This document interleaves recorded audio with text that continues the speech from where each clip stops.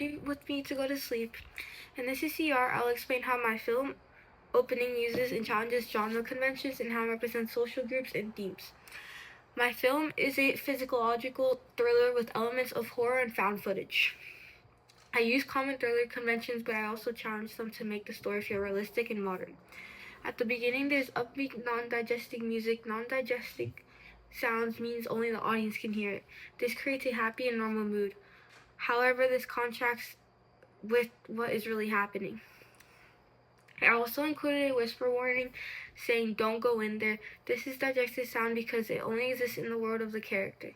The girls hear it but choose to ignore it. This creates dramatic irony because the audience understands there is danger before the character fully do. Dramatic irony is a common thriller convention because it builds tension.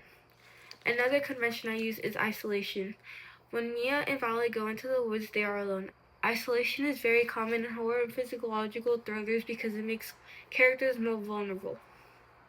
I carefully planned the mission scene at the beginning. The lighting is bright and warm. This represents safety and innocence. As the story becomes darker, the colors grading change to cooler tones. This reflects their emotional state in thriller. Visual elements often represent physiological change. The camera works also change. At first, the shots are stable and smooth. Later, the camera becomes handheld and shaky.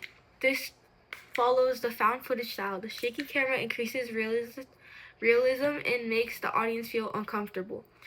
In terms of presentation, my film shows teenage girls as independent and creative.